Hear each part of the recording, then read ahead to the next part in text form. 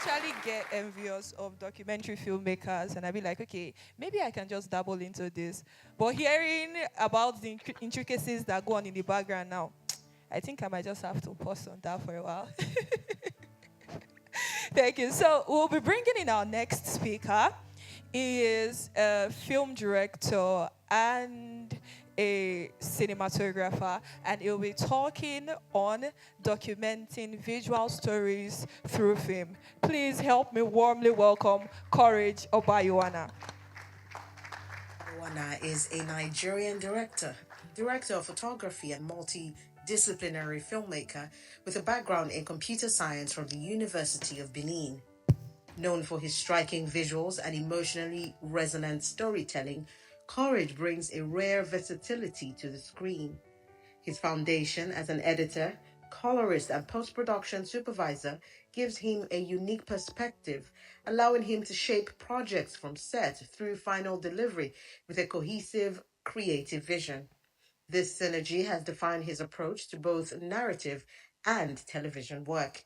In 2018, he directed his debut short film, Fejiro, which gained international recognition, screening at a youth event in Switzerland and festivals in Hungary and the United States.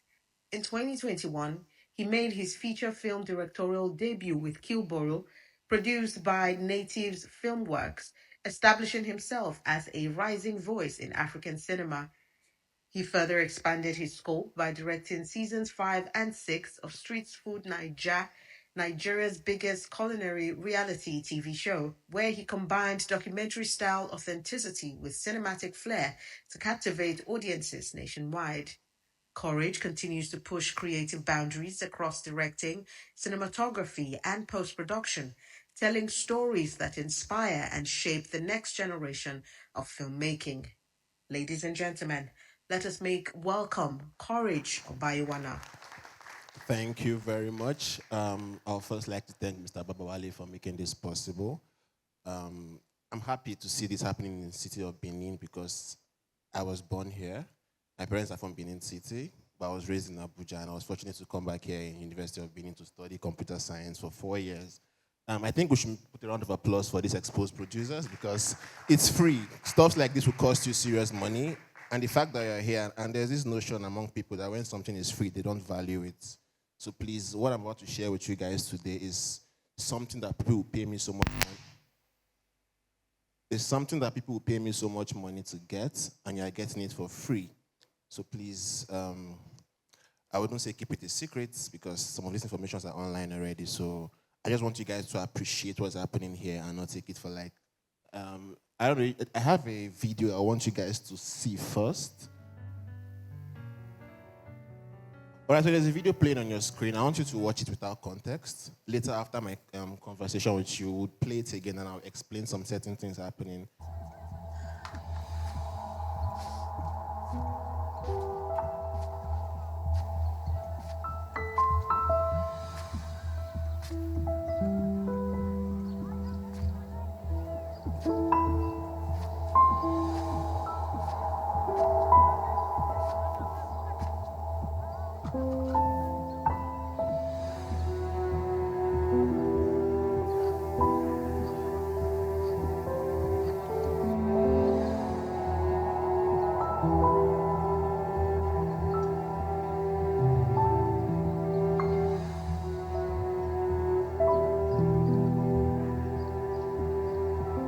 Ah, mama!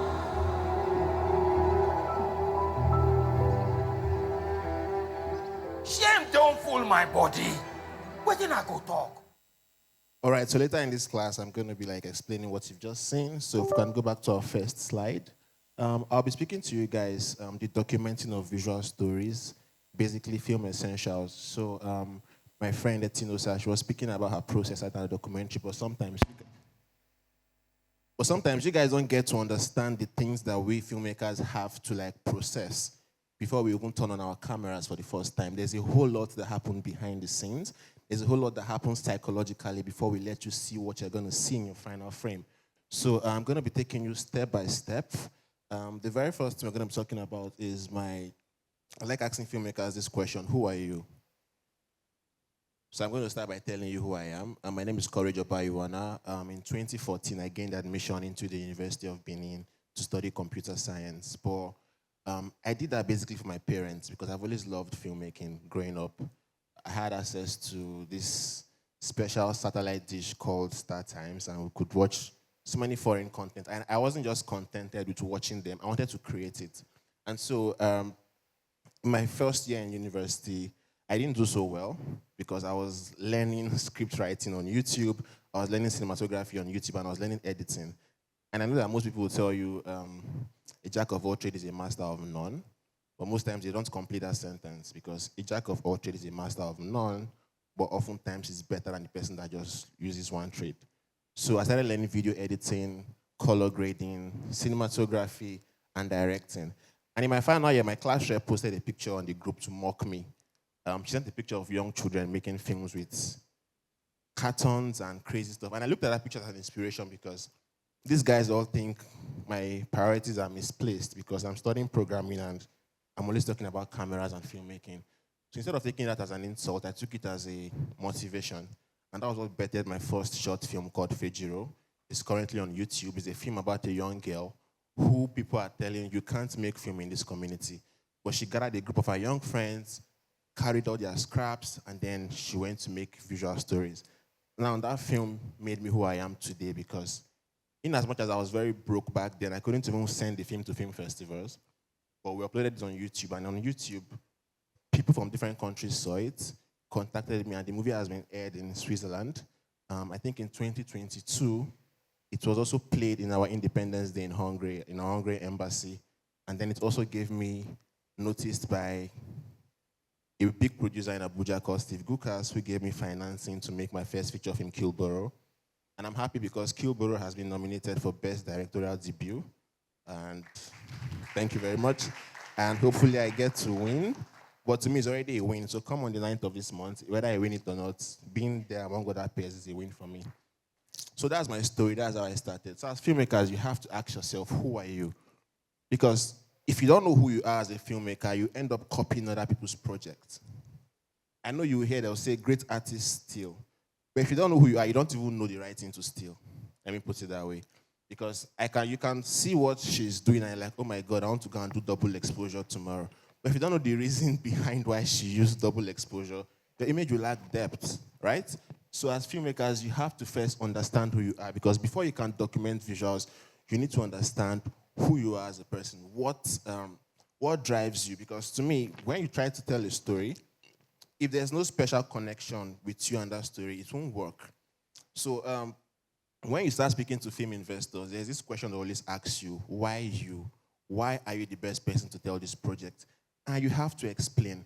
Now, I struggled with Kilboro because Kilboro talks about domestic violence, right, between a father and a mother. And luckily for me, I'm from a home where my parents are very loving.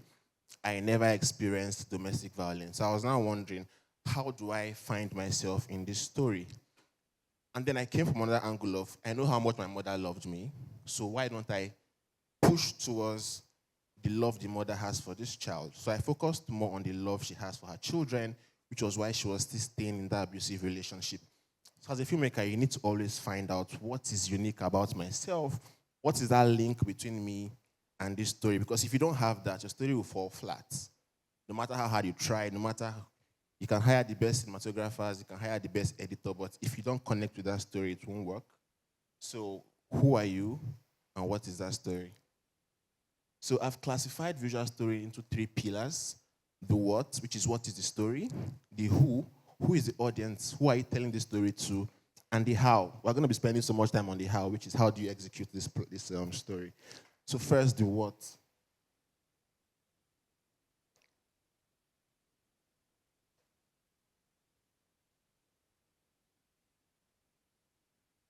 What story are you telling? Why are you the right person to tell this story? So I was coming back from a shoot late last night in Lagos, and my Uber driver was telling me a story. He was like, around 5 a.m. in the morning, he was driving on a one-way, and he got blocked by police, and they impounded his vehicle. So in Lagos, they have these smaller taxis that are ash in color. So those Uber drivers usually remit every day to Uber, because Uber owns those vehicles. So he was impounded, and then the car was taken to the police station, and he was charged 250,000 naira. Now, obviously, this is illegal because we understand how police brutality works in Nigeria. We understand how the poor are always the victim.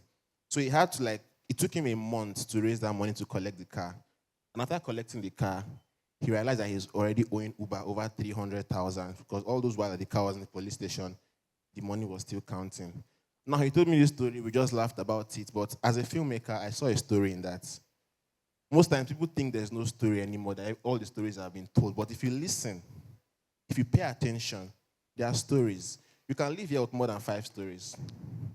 Like, I met Chinedu, I met Osanhon. You can tell a story about Osanhon. You can just ask him, hi, why are you here? What's your purpose? What do you hope to do in life? And from those conversations, you can get stories. So most times, filmmakers think stories, there's no longer any stories. All the stories have been told. But it's important to understand that those stories have not been told by you. That's the major difference. It's your voice. Story of domestic violence has been told by so many people, right? Story of abuse, story of gender mutilation. But have we heard your own voice in that matter? So sometimes don't just be discouraged that there's no story, because if you don't look within yourself and say, okay, I want the voice to understand, I want the world to understand my own voice or my own take on this story, then realize that it's limitless. And also, as filmmakers, we need to understand something very important, which is the way you interpret story is going to be different from how your neighbor interprets a story. So just the same way we don't have the same fingerprint. Everybody cannot tell the same story. We can both be given the same script, and mine will come out different, and yours will come out different. So do not limit yourself in terms of storytelling. So this is the log line for Kilborough. This is a frame from the movie. So to free his mother from an abusive husband, a young boy struggles to raise money through hard labor to pay for the assassination of his stepfather amidst a threat looming from afar. So during the process of crafting the story, the initial concept was to make it his stepfather. But during the writing of the script, we realized that if it's his stepfather, this drama is not so much compared to when this guy is his actual father. So if you've seen the film on Amazon Prime, you later understand that, okay, it's no longer his stepfather, it's his actual dad. And that kind of made the whole emotional bond very complicated, because imagine trying to raise money to kill your own father because you want to save your mother from that relationship. So first thing first, as filmmakers, what is the story you want to tell? Once you've gotten that story, no matter how complex it is, you have to try to limit it into one sentence. Because there's this stuff called elevator pitch, where you have to pitch to an investor in an elevator in 30 seconds. So you have to be able to compress your entire story into a single sentence that once you read it, you know what the entire film is about. Now, what I'm giving you, I'm hoping you guys are going to be writing it down, because before you can, and it applies to documentary as well, not just feature films or short films, you have to be able to document the process. Whoever is going to fund you would need to see the process. They'll need to understand how much plan has gone into whatever you're claiming you want to make, because you can be an ideologist, you can have ideas, but if you can't pen it down on paper for people to see, nobody's going to fund your project. Which brings me to the next slide, which is who is your audience? This is very important. So a friend of mine, she made a documentary on gender mutilation, right? That's on female circumcision. And if you're going to tell it a sensitive topic like that from the onset, before you start planning your short list, you start planning your, I want to use rule of third, I want to make it a black and white image, you have to understand who are the people you're going to feed this content to. Because if you don't know your audience, it will affect, the movie will end up being, obviously you make the movie, but it wouldn't speak to anybody. So it's very important to know your audience. Are you speaking to foreign organizations to come and stop this practice? Or are you speaking to the mothers who are indulging in this practice? Or are you speaking to future mothers who will have to stop this practice? So if you don't know the audience from the onset, you are just telling a random story that you think would make sense, but at the end of the day, it will make sense. So I wrote, your audience determines how your story should be approached. The tone, the structure, the emotional depth, all depend on who you are trying to reach. So last year, I was a cinematographer for a movie currently in the cinemas. It's called Idia. It's a horror film based on based on a mythology in Benin, which is Ehinwin, which means people who died and then their spirits went to another location to go and relive their life. We knew from the onset that this movie is going to be for Gen Zs.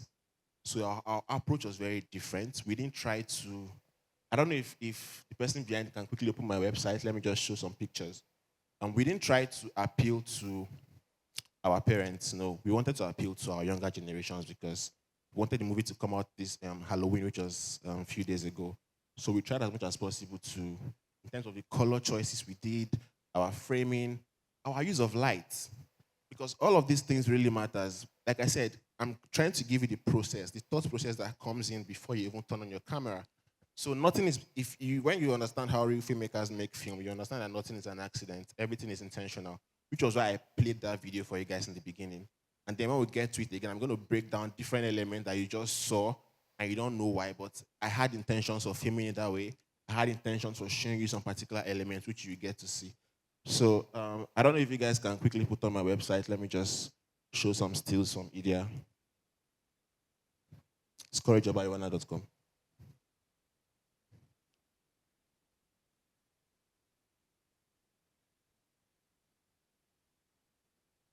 If you don't take anything from today's conversation, I would want you to pay attention to how and to who your audience are going to be, because it's basically the foundation of everything you're going to tell. So okay, I think that's it. I'm also a colorist, by the way. If you click on the colorist page, and then you, Idia, this is the frame, scroll to Idia. So one thing you can tell from my website is that I love colors so much. So, Idia. Right, so if you can just scroll. So as you can see, the intention of this movie, we knew who we had in mind. We knew who our target audience was going to be. And we had to frame, I had to light unapologetically, because in Nollywood, they always tell you to prioritize your characters' faces. Everybody has to be bright. You want to see what they look like. But as you can see, some of these images are very dark. The shadows, you can see the church scene over there. You can't even see the face of the nun. And that's intentional, because I don't want to spoil the film. You get to find out why her face is being obscured. Same thing with the girl's head being cut. You can see the use of silhouettes, framing, the bell ringing, the young girl crying. So all of these things are not because I'm a good cinematographer. Because you can be a good cinematographer and end up filming for the wrong job. All of these things look like this because the director already has an intent. He already know who these movies are, who are going to see these movies, which are the audiences. So that was why we captured this. It's still showing in the cinemas in case you want to go see it. It's a very beautiful film. Thank you. You can go back to the slide.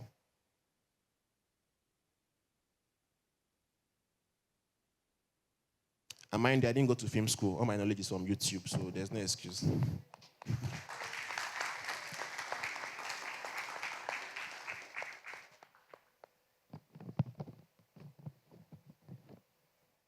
Because a lot of time people come to my DM on Instagram and say, "Sir, please, I want to come and learn under you."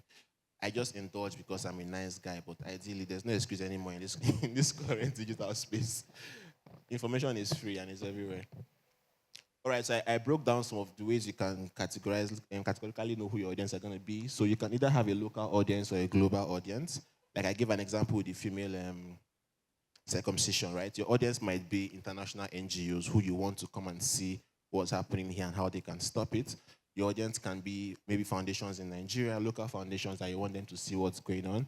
It can be a niche community. Like I said, we made a horror film. Not everybody loves horror movies, but we know that there's some people in Nigeria that are rooting for Nollywood to do horror movies. So that's niche versus the mainstream. Then you have festival audiences versus commercial audience. My feature film, Kilboro, I made it intentionally for festival audiences until Prime later picked it up. So if you watch it, you get to see a particular difference between how we in Nollywood tell stories that are for festivals and stories that just want commercial value. Commercial audiences, you are putting people like Shaggy in your films. You are putting skit makers just because you know that you want the movie to, you want people to see, you want Nigerians in general to go and pay money and see it. But if I'm sending a movie to the festival, I can't. I won't push Shaggy in my film, because they'll look me like I'm not a serious person. And also, stories that go to festivals are very intentional. So when I'm telling you guys these things, it's very important to know where your movie is going to end up, where your project is going to end up, and who is going to see it. Because if you don't know these things, you're going to struggle. You're going to struggle real time.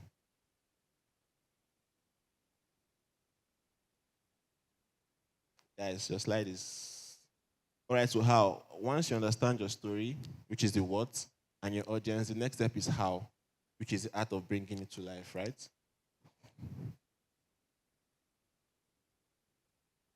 All right, so when it comes to telling the story, so now you know your story, You know who you want your story to be seen by. That is your audience. Um, there are some specific things you have to also layer and you have to also understand before you start filming. And number one is the theme. So, what deeper ideas or question does your story explore? Stories on the surface level, then you have the subtext, right? Which is what am I really trying to say? I can show a child running around with the balloons, right? And behind the child, there's war happening. To a layman, he can just look at that, oh, there's a war happening behind, there's a child running with balloons, but there's a subtext in that actual image you're seeing. I saw a whole lot of subtext in the images that my friend Letinosa projected earlier on. So always try to know what the subtexts are going to be. So in Kilborough, one of the themes was domestic violence. One of them was family drama. I think one was religion versus faith.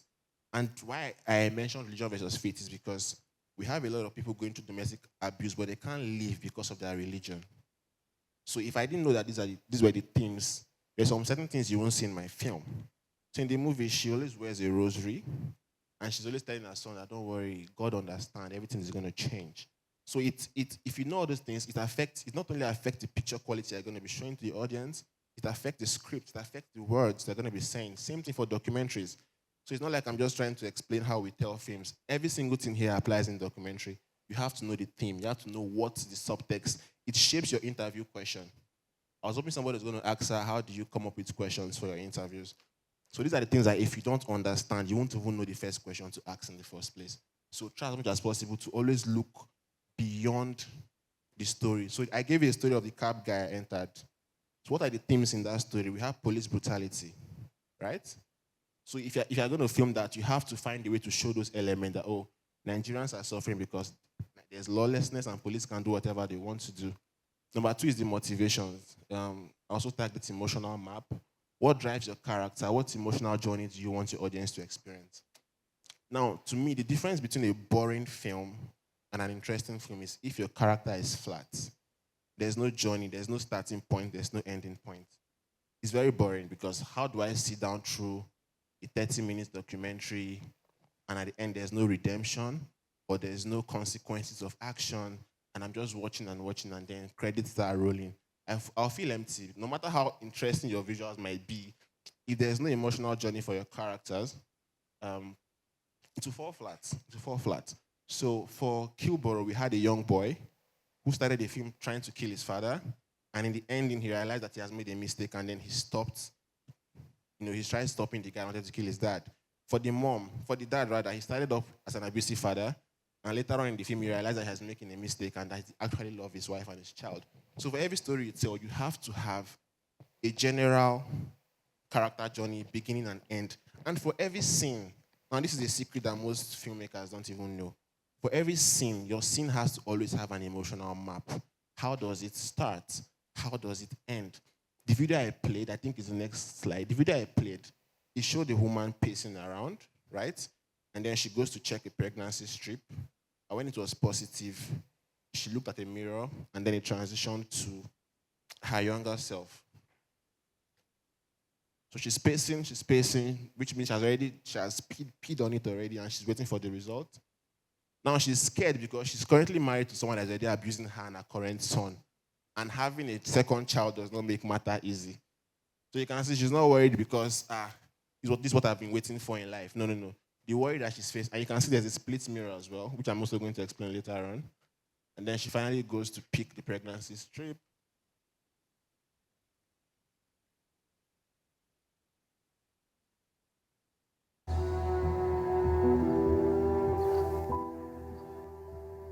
And then it's positive. And now this takes her back to the first time she got pregnant for the guy when she was young. And there's a transition between her face to her younger self. This is not by accident. You can't come up with this on set.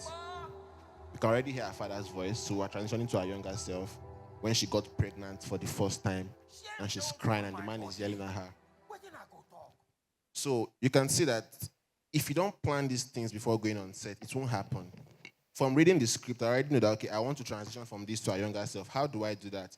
Do I just make a sharp cut? Or do I change from her hearing her father's voice and then we go into the past? But let's see her face change from the mess that she is right now to the state where she was just starting that mess. And if you can see, there was a broken mirror which showed that her life right now is not like it's not normal, it's disfigured. So sometimes as directors, you don't get to explain all these things to the people you're working for. I remember my art director arguing with me that director, we can't break this mirror. I'm like, if you don't break this mirror, I won't shoot this scene. Because I understand the importance of that broken mirror. You guys may watch it and not know. But the fact that I know the importance, some persons would watch it, people that really think deep, they will understand why there was a broken mirror in that scene, which is where metaphors comes in. You don't just make your movie flat. Try to infuse elements of what you believe in. Like I said, as a director, if you know what you are and what you stand for, even if you are telling the comedy, you still find a way to put in your own ideology. It can be your political views, it can be your views on marriage, your views on religion. But if you know exactly who you are, there's no story that you can't shape into. There's no story that you can't shape into showing the kind of person that you are. Now you can see I'm trying to be fast because of time, but you can see that there's a whole lot of things I've discussed before even mentioning cameras. Because a lot of young filmmakers want to just get a camera, you want to learn how to use your ISO, how to use your aperture, how to light properly. But trust me, there's a whole lot of things that happen behind the scene. So much that I know that 30 minutes or 1 hour cannot even explain. So now you've gotten your themes, you've gotten your emotional map, which is your motivations. Then you've gotten your metaphors that you want to infuse in your story. Something else that you can now do is storyboarding or short list. So plan your visuals intentionally. Every frame should have purpose. So you have to make your film before you make your film. It's very important. It's very stressful. Oh my God. I remember having to storyboard every single scene for Kilboro. Kilboro is around 2 hours plus. And I had to storyboard every scene. But does that mean I'll use those storyboard on set? No.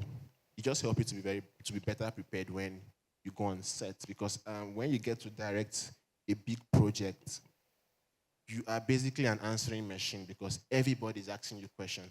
That scene I just showed you guys, I remember fighting with the character because she was like, some of the people on set were like, these guys are too poor to use this expensive pregnancy strip. Let's get the paper type. But in my head, I knew that in terms of visuals, it's big. It has to be big for people to see. So there's a lot of argument that if you're not well prepared, they'll ask you questions to throw you off. And once they throw you off and they see that you don't know what you are doing, they will take over that project from you. That's when your cinematographer was telling you, director, I don't think I like this frame. Let's shoot from the top. I have this idea, let's shoot from under the cabinet. And you're already confused at that point and you're just giving in. And at the end of the day, it's no longer your film. You're just there standing like a statue and people are directing your film around you. So if you are not well planned, you're not well prepared, you end up telling stories that is not your stories.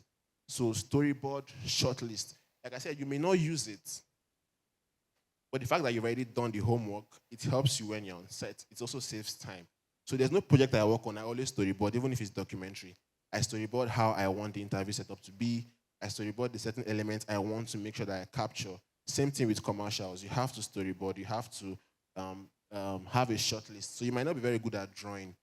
You can go to a website like shotdeck.com, get some other movie screen grabs that is similar to what you have in mind, and then use them as a reference to help you when it's time to shoot. And then now you can finally turn on your camera. And that brings us to camera movements. Motion creates emotion. I understand that the young audience right now, you guys love seeing fancy camera moves without even knowing why they are being made. It's very easy to copy, but if you copy something and use it in the wrong project, it won't sell. I was telling a friend recently that you watch a documentary and every single B-roll is in slow motion. Every single B-roll is slow motion. Oh my God, it's cinematic. But cinematic to what extent? Because watching another documentary that has B-rolls in normal speed, and then when you see that slow motion, it does something different to you because it's not something you have to now, it forces you to pay attention. Okay, why are they slowing down this moment? Is it a happy moment they're trying to elongate? Or is it a sad moment they're trying to have an impact in me? When everything is just slow motion, slow motion, slow motion, because you saw it in one of that documentary, and you don't know, maybe there was a brief that said it must be in slow motion, you just want to copy it in your own project, you realize that it falls flat. So yes, you can copy, but copy with intention. Copy someone that is doing exactly what you have in mind. That's camera movement. Not all movements should be on gimbal. So I have a friend, Osapolo Morege. I think he was here last year. I'm his editor. I edit all his documentaries. The last one I edited, which is Dying for Water, I recently won an award for him. I think last week. So that documentary, it was specific that camera should not. Okay, it wasn't that one. It was another one which she did called Mia Mia. It's not out yet. The specific brief was that every single shot should be static. Why? Because the story is supposed to be about the old life of living in Benin City. It's about an old woman. It's just showing the boring. And honestly, that's the worst documentary I've ever edited in my life because the brief was to make the documentary very boring. And for an editor that is used to making fast-paced edits now, what the people are the people can't take their time to watch content. It was very. I struggled with that documentary because I had to like intentionally allow shots to drag. So you might watch it and you're wondering, okay, what's going on? But that director already has who her audience is going to be, right? So it's not up to you to decide who the audience is going to be. It's up to the director to know who do I want my audience to be and how do I want to move show them this particular film. So every single film, every single shot in that documentary was on a tripod. There was no camera movements. It was on a tripod. It was fixed. And when you watch it, you understand why everything is fixed. So you cannot just copy that documentary and now and say, okay, I want to do my next documentary, and you're going to do the same thing. They're just copying without knowing the reason behind why every single shot was static. So camera movement has the psychology behind every single thing. If you're going to use a camera and somebody is walking and you're using handheld and the camera is shaking, what does it do to your audience? It's showing them that, oh, something is not right. So most times you see filmmakers using handheld when there's a chaos, right? There's riot happening, people are running around. They're using handheld just to put you in that space, right? But if you're a fan of gimbal, oh, I love smooth motion, and then there's a riot happening, and the camera is just flying smoothly, your audience don't get to really connect in that moment. So try to understand, if I'm going to move my camera, why should I move it? There have to be a why in everything you do. Because the reasons why you see some filmmakers excel over others is not because others don't understand camera movements. They know those things, but they don't just know how to use it properly based on context. So as filmmakers, try as much as possible to understand the why behind everything. You see a color palette that you like. Why are they using this color? Why is their house blue? Why is the woman wearing rags in this scene? There's always a question to ask. And those are the questions that you now ask the filmmakers when you meet them one-on-one. Not how can I be like you? How can I? No, no, no. If if you study their films in intent, you would know the right questions to ask filmmakers when you meet them. Then cinematography, the look, the lighting, and the lensing, and that defines your film tone. Um, Lighting for EDR, that's the website, my website I showed you guys earlier. It was kind of tricky because the movie was supposed to go to the cinema, and our cinema audiences are used to bright lighting. And when the director told me his vision, he shared some references with me. He was worried that some scenes were going to be too dark. But I told him, I was like, see, sometimes you have to prioritize the emotion people are going to feel more than what they are seeing. And if I should quickly go back to this, it's very dark. It's very dark. It's not because of all these lights, it's very dark. We can only see the edges of her face, we can see the edges behind him. And I have this belief that human beings are smart. I've seen you in scene one, which was 30 minutes ago in the film. If I see your shape in shadow, I should know. I don't have to see your face every single time, right? And the topic that they're discussing right now is a very dark topic. She's trying to tell him, oh, your dad is not like this before when I met him. Things have changed, hardship. And so I wanted this conversation to happen in a way that when you're saying it, you're also struggling the way the boy is struggling to understand what his mother is saying, because how can you be saying this trash to me? I also want you watching to try and struggle to see her face as well, trying to figure out so it has to be intentional. I didn't do this because, I think it's going to be cool. No, I did it because the conversation they're having is a very dark conversation between a mother and a child. And then I wanted it to just be realistically. It has to be real. Because you don't have moonlight every single time. So why is your scene always having blue or green moonlight? So the intention of Kilboro was to make it as authentic and real as possible.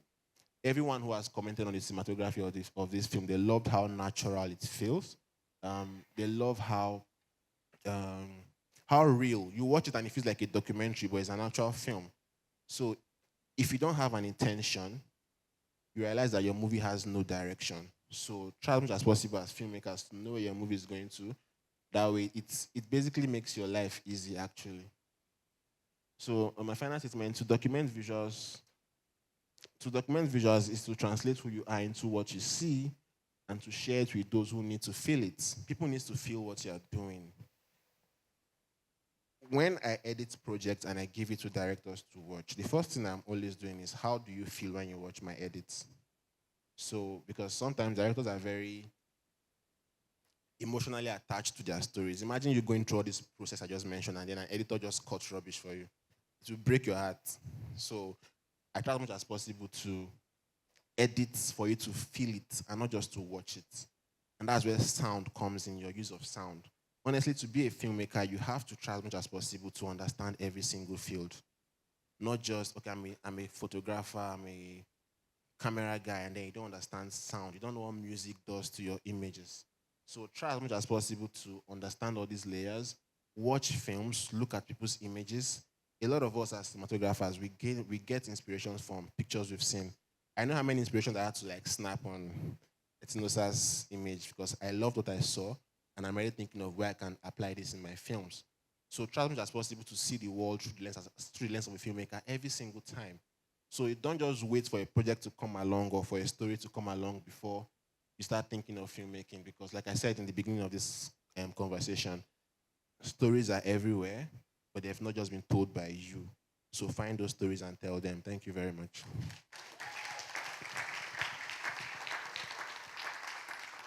Thank you very much, Courage Obayuwana, for that very insightful session. Thank you so much. So before we go on our 10 minutes break, we'll be taking questions. I'm sure there are a lot of questions, actually. So please just indicate if you have any question. If you've written yours, thank you. Okay. Please, can you step forward?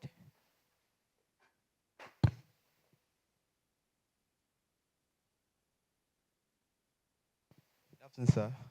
Thank you so much for the opportunity. I really appreciate this. It goes back to logline, like the scene with the Q-Borough. So I noticed there was a set of bouquets, like the light, in the lighting, like there was a set of bouquets, like it's as if the lights were blurred, and it spoke a lot. So I wanted to ask, like, did you intentionally plan on doing that? Because most times I've seen it in movies, it's used to depict something like nightlife and just to put the frame on the subject. So So that was an accidental mistake. It was an accidental framing. So let me explain. So we shot Kilboro in Port Harcourt, and those lights you could see there from they were coming from another town. So the reason why they felt close was because of the lens we were using. And I remember telling my DP, he's a South African guy, I was like, I pray NEPA do not take this light because if NEPA should take that light, we would lose all those beautiful lights you could see there. But the reason why they are there is just for the framing to be balanced because if they are completely in a black sky, it's gonna be, it won't look that good. So sometimes it's just for the beauty of it, but also some people can see draw meaning from it as well. yeah, it looked natural to me, and it spoke volumes because it as a frame alone was what brought my eyes to it. And if I was watching it on a video, I might not really realize it. So that's just who I got. Thank you very much, sir. All right, thank you very much. Thank you. Any other question? Okay, please come. Just calm down. We'll get to everyone. Okay, please step forward. Good afternoon. Good morning. Good afternoon. Sorry. No, good morning. Good afternoon. Good night. The question I want to ask is: I've been following your work for a while, and I see that you wear multiple hats, and I do that too, and I struggle with the fact that sometimes wearing multiple hats means that it's like you are not. When you talk to people that are like focused on one thing, they tell you that you are not serious. That's why you are wearing multiple hats. So like when finding yourself in that space, how do you like switch from this to, because I know that the way you think as a colorist is different from the way you think as an editor, as a director. And then I want to also ask one more question. When I was at Afrif, I was in a class with a Nigerian director. And there was something he said. He said that when you, as a director in Nigeria, you're supposed to be fighting with everybody on your crew. That that everybody is trying to ruin your film. And then and I went to another class, and it was an American director, and she was like, everybody is in collaboration and everything. I'm like, this person said that they follow and fight. This one say everybody they support her. So the question I'm asking is, so which one should I do? Should I follow everybody to fight or? Okay, so like I said earlier, you have to know who you are before you go into this business. I'm a very calm person, and so obviously I'm calm to my crew member. One thing you understand is that Nigeria is a jungle, right? So you have to treat people in a certain way. But I'm not saying you should fight your crew member, because here's why. Your crew members are the ones making the film for you. You are just the guy with the idea. So first, when you're hiring crew members, hire the same people that have passion for what you're trying to do. Don't just hire them because they are cheap, which is why that's why I used to fight the producers a lot. Don't just go for the cheapest labor. They are the ones that will stress you the most. So look for guys that have similar people that are very deliberate about storytelling. You won't have to fight. They are not animals, they are humans. You just have to communicate. So as directors, don't just focus on learning how to make film. You have to build up your leadership skills. Read book on leadership, learn to handle people. Movies are very and have serious emotional intelligence, because sometimes the stress on a movie set can break people's emotionally. And if you don't know how to handle it, that's when you have to start shouting at people, because sometimes people can just be very funny. But in reality, be kind to people. If I'm going to be kind to people, that means you have to be kind to your crew members as well. So don't listen to the other Nigerian guy, please. Our industry is not like that. There are some of us that have sense that we try to be calm when we work with our crew members. Then the first question you ask, so I'm going to tell you a secret that most people don't tell you. A lot of the big guys that you know, they have side hustle that they don't just put online. So you have to first define what you want people to know you as. There are directors that still travel around to take smaller documentary jobs, but they don't post about it. I do graphic design, I don't post about it. For my movie Ida, I did all the graphic design for the promotional bits. I don't post about it. I don't even really post about me being an editor, but I've made most money as an editor, right? So sometimes we don't really post what we do on the side, but I always advise people, especially if you're going to be a director, try as much as possible to learn every single thing, because you have to somehow know a lot more than the people you are going to be hiring. Otherwise, you'll lose your film. If a sound guy should mix a rubbish sound and give it to you and you don't even know what a good sound sounds like, how do you even argue? So you have to know, you have to understand, this color grading looks terrible. I'm not a colorist, but no, I don't think the shadows should be this dark. So if you don't know those things, it's very hard. Me, I'm a very weird guy. Yo. My idea of fun is to go on YouTube and binge watch content. So that's why you can see that I'm successful at doing so many things, because I'm obsessed with learning. I learn for fun. I don't. The only two things I would do is either play Call of Duty or go on YouTube to learn stuff. So that's basically me. Okay, thank you very much, Courage. It's been very insightful listening to you. But one of the things that caught me about you is that your ability to navigate what your parents wanted you to do, the way I'll put it, um, what the society, how the society wants to shape you, and what you want for yourself. And there's a lot I'm asking this question particularly for young people. There are a lot of young people who are caught in that maze, right now. They have a passion for something. Most of the time, a lot of young people don't even know how to prepare themselves for their passion. So my question is, how were you able to navigate through all of that experience, satisfy the expectation of your parents, and still be able to effectively, productively pursue your passion and see where you are today? Some people look at you and they just want to get there, but there's a process. And process is very important. So how did you do it?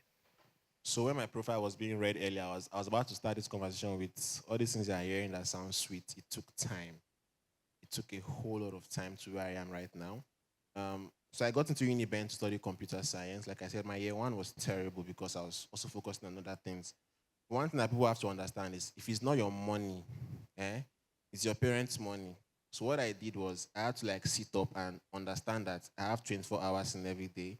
So I have to split it up, one for my studies and one for my filmmaking process.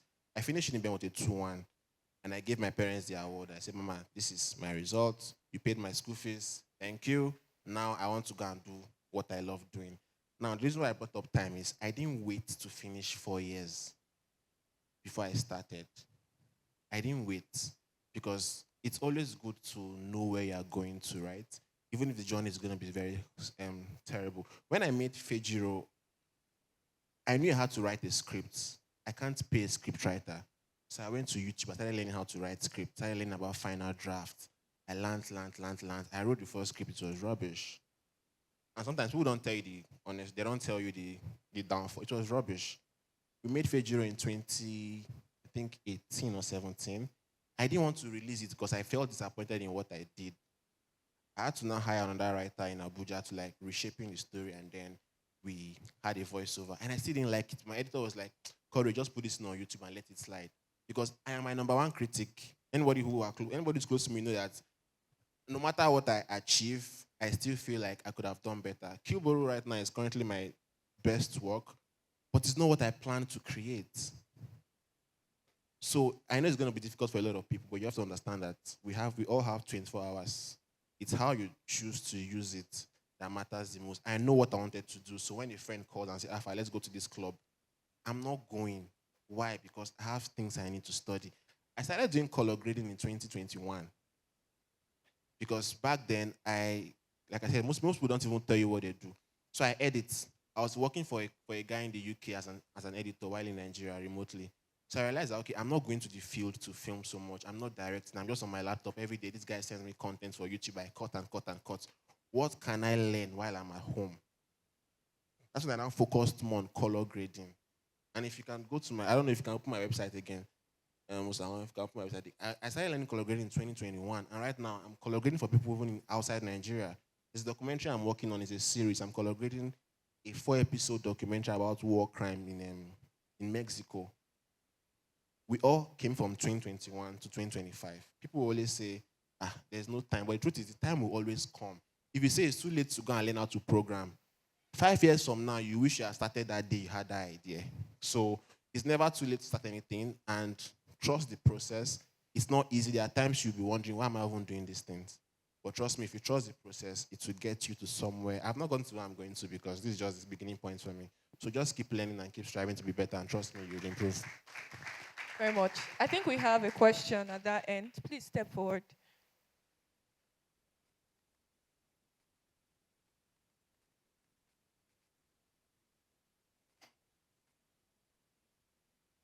Okay, please, if you have questions, can you just move to this middle aisle? Please, because we're trying to work with time. Thank you. Thank you, sir, for this insightful class. Well, my question is, we see a lot of artists or creatives that are not that talented or that have so much skill going places, and you see those ones that have so much skill in a certain level. So my question is, should we focus more on building connections or building ourselves? So the truth about all of this is time and chance. So focus more on the connection. Not really focus more, just try and work on both, because like I said, if I had not done Fejiro, the guy that met me to do keyboard would not have met me, right? So while you're also building content for yourself, try and meet people. Conferences like this help you meet people. One thing I'll say is don't underlook people. Maybe sitting with the guy that will fund your next project, but right now he's not looking like it or she's not looking like it, and you just brush them off because the person is not dressing nice. So try as much as possible to work on your connection, and then trust me, when the time is right, your name will get mentioned in the right place and you get that gig. So yeah. Okay. Good morning. Good afternoon. Okay, my first question, you mentioned thrice about target audience, target audience, target audience, target audience, target audience. Is there a fine line where you can aim for more than one target audience? Is there a fine line? That's the first question. Then the second question, you talked about knowing everything about everything. I'm a sound guy and I critique sound a lot. Is there a place where you, even though you know everything, you allow the professional to be the one that advises you? Because I see a lot of movies and picture is perfect, everything is perfect. But I can see clearly that the person who directed and managed this whole thing thought they knew better than the sound person. And sound is crappy. And I'm probably the only one seeing it, no other person is seeing it. Is there a place where you can, even though you know enough, you allow the professional, or should it always be your idea? I saw a movie recently, and when I was seeing the entire movie, very, very popular movie in Nigeria, I kept seeing faults. A guy won't do this, a guy won't do this, a guy won't do this. At the end of the day, I went to check out, and I saw that produced, directed, everything was elite. So obviously, she did the movie from her own mind thinking for a guy. Now I'm looking at it as a guy and I'm seeing the fact that she obviously imposed her own ideas. So is there a place where the professional can actually be the professional in All right, I'll start with the last question. I don't know if do I have any aspiring cinematographers here?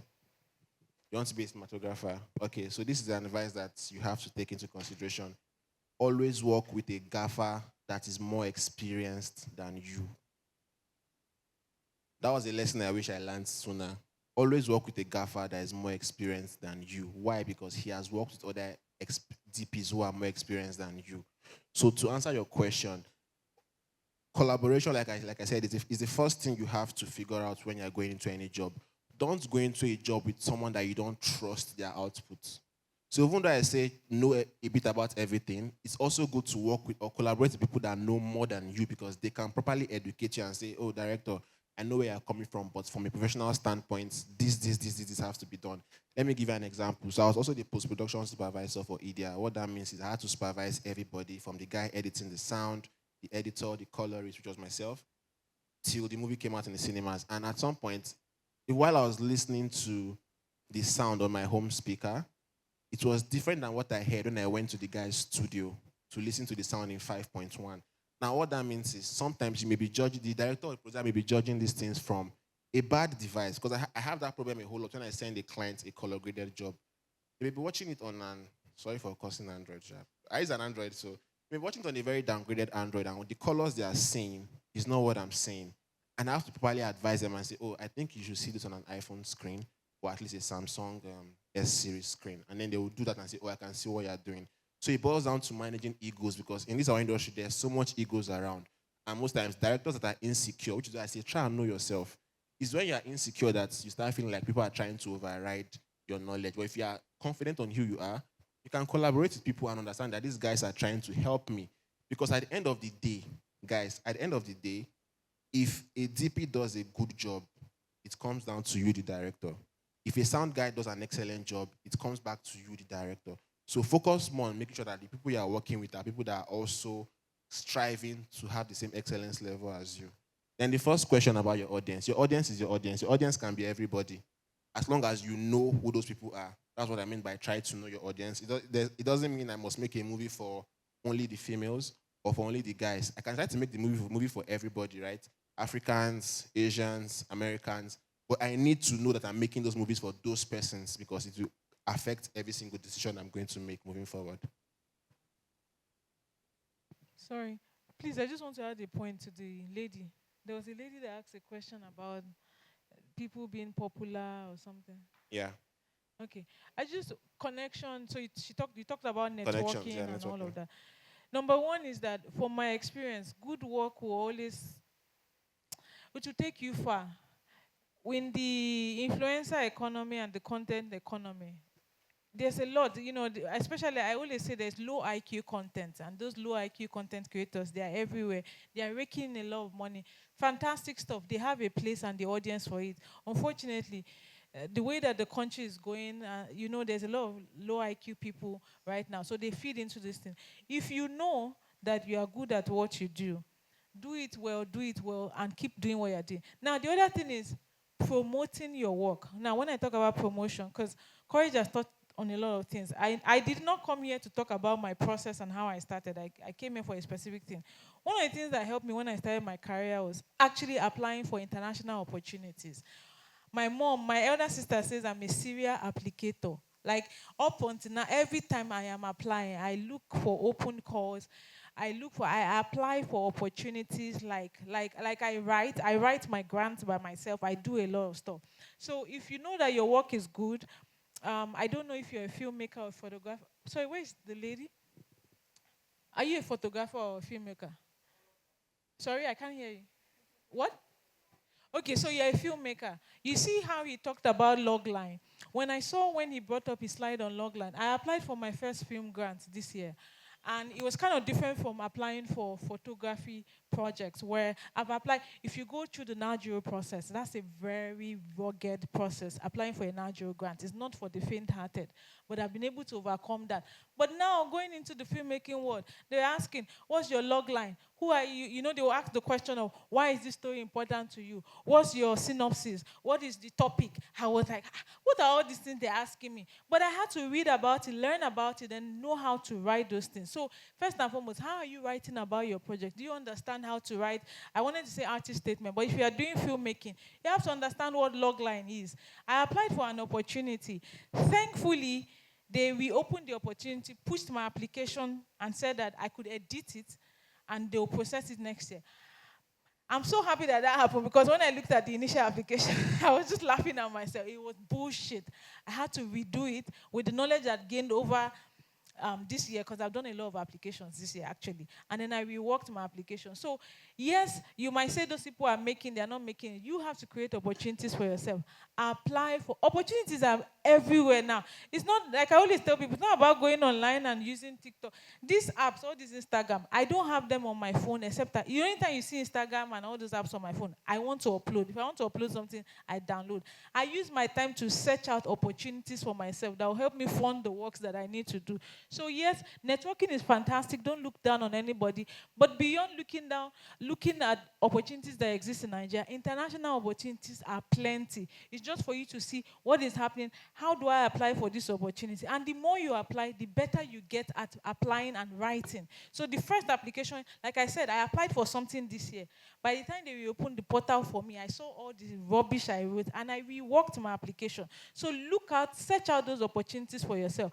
So instead of whining about, I'm not saying you're whining, but instead of looking at other people and saying, oh, they're not as good as me, you who knows who you are better, look for the funding that you need to fund your project. Or, like he mentioned, if I'm not doing, I do documentary work. I'm known for it. That's the only thing you see. But if they have a corporate event and they're going to pay me my documentary rate, I'll take it. This year, I didn't, because of this Trump, whatever. I get money through working for non-profit and all of that, but I didn't make as much.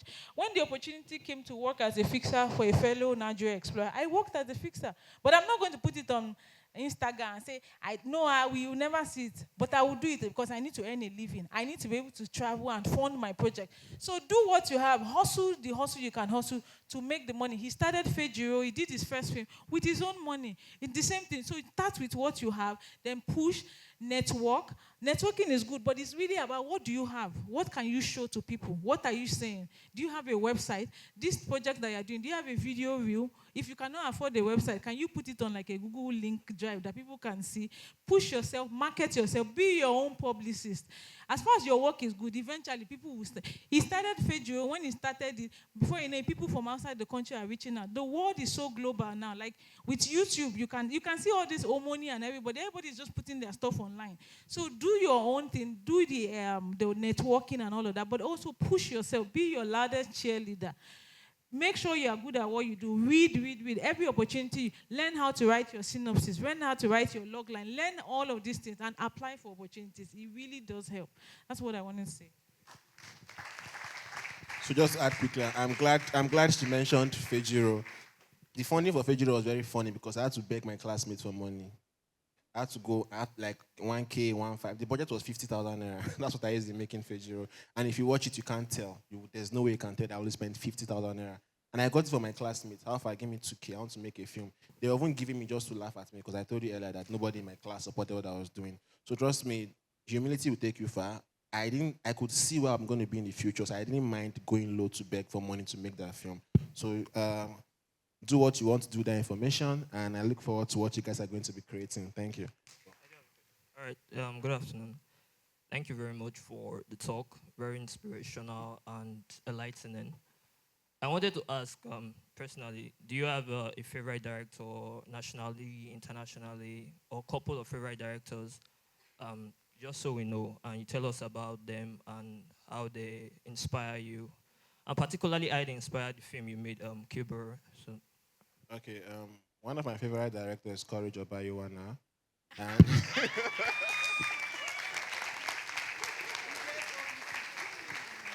so first I have to be my own number one fan, and then internationally I look at people like Christopher Nolan, Quentin Tarantino, and the OG himself, Martin Scorsese. Those are the guys that I look at their work a lot to like get inspiration. And in Nigeria, I don't really have anyone in Nigeria, Shabo. because what I do is I tend to look more outward because those guys have gotten it right. Because whether I like it or not, they've been making films before we started here in Nigeria. And there's this popular quote that it's always good to aim for the sky because when you fall, you might actually fall on the zinc and not the ground. So I look at those guys more than I look at the Nigerian persons because I can't be learning from a Nigerian guy that is learning from a white guy or that's learning from an international director. So most times it's good to tap from the source directly, which is why I always refer filmmakers to YouTube to go and watch masterclass. Don't come and listen to me because I'm giving you a filtered version of the information that you would have gotten if you had listened to those guys directly.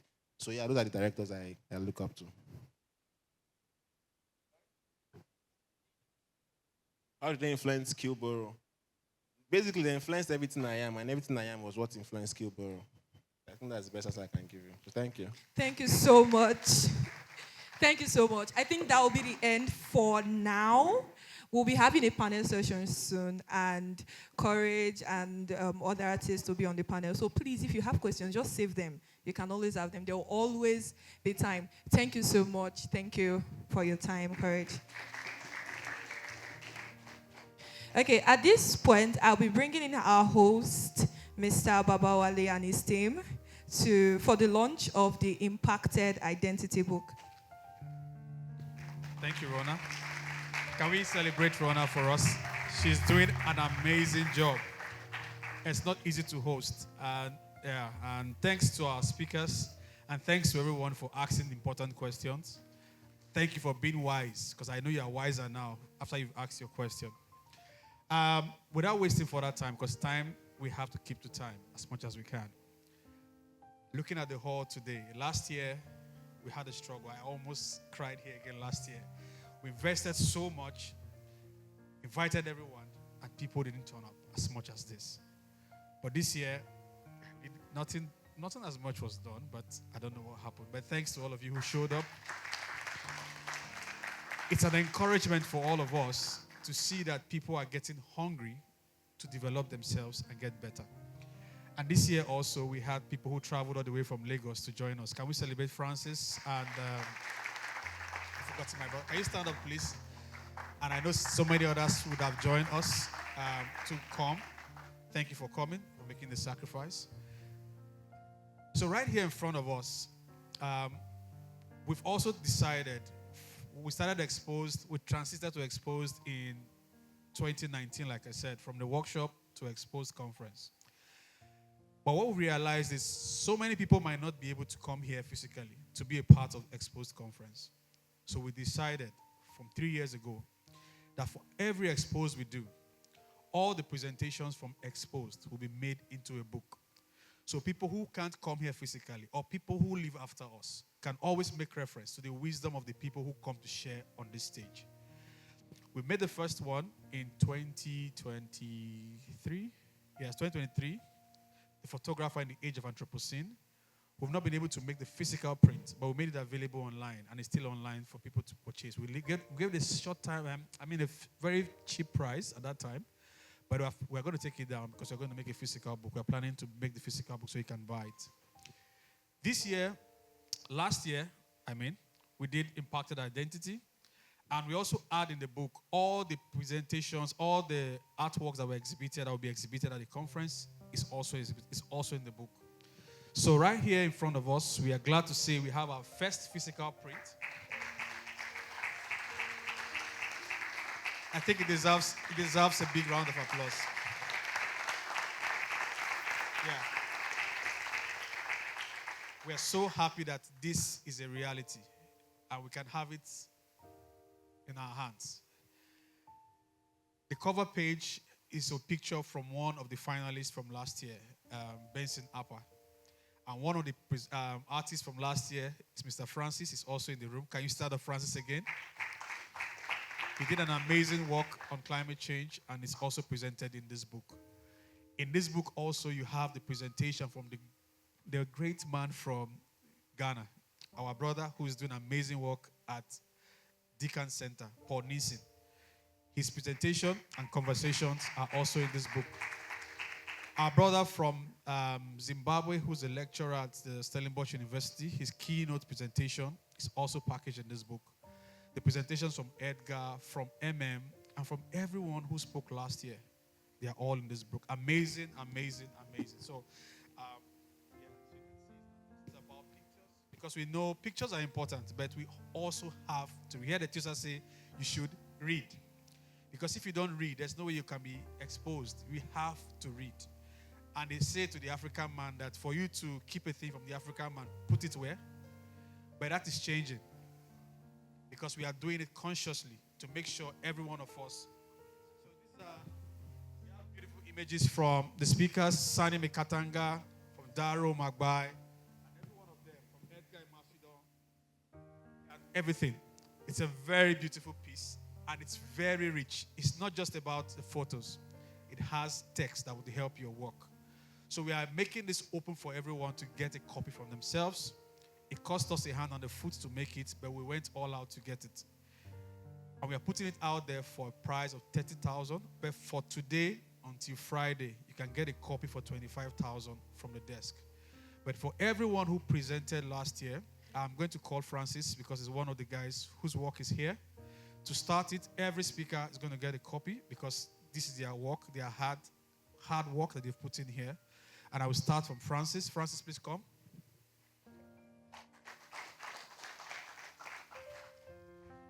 Although I don't like plastics, I'm against it. You can see I'm hiding the Coca-Cola bottle that is there because I'm stressed. I had to drink a Coke after many months of not drinking. My printer had to put it in a pack so it's not get wrinkled. It came in from Lagos last night. So I would like to present this book to you. And thank you for contributing to the works in this book. And I pray and I trust God that from this, many more doors will open for you. Congratulations. So if you need a copy of the book, it's available here. And if you want to help us launch it, you can help us launch it. We're not doing any special fundraising for it. If you have some, you can pick a copy for yourself. We have limited copies, and it's available for a short period of time. And for those here in this room, the presentations from Etiosa, from Courage, from all our other artists will be... let's... Come, Kenoni, come here.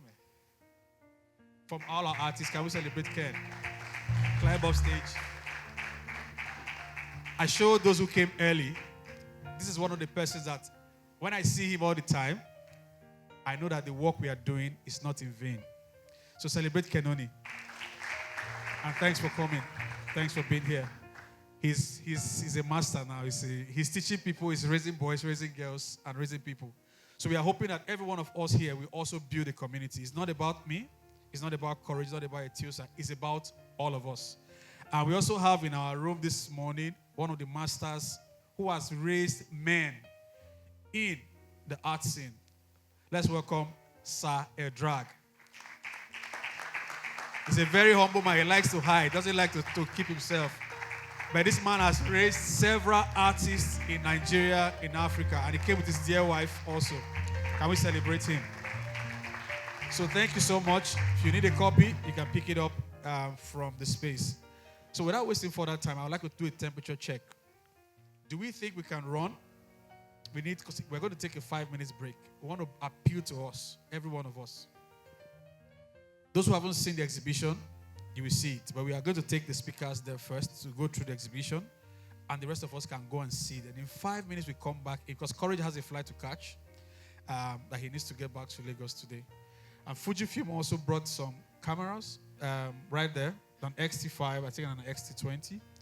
And where's Divine? We're shooting with an XT5 over there. So if you want to experience it, you can also shoot from that camera. But it's also available. They are very good cameras. And apparently, that one is a strong machine. Portable, strong, but very useful. So if you wish to shoot a Fujifilm, and like Courage said, it's not about the gear. You should understand what the gear can do. Fujifilm can do a lot. When I'm traveling on my different workouts now, I don't have to carry my heavy gears anymore. I have these tools, I have my lenses in my small bag, and I can go and do whatever I need to do. So it's available for us to see it. So sometime you can take out some time later to look at it.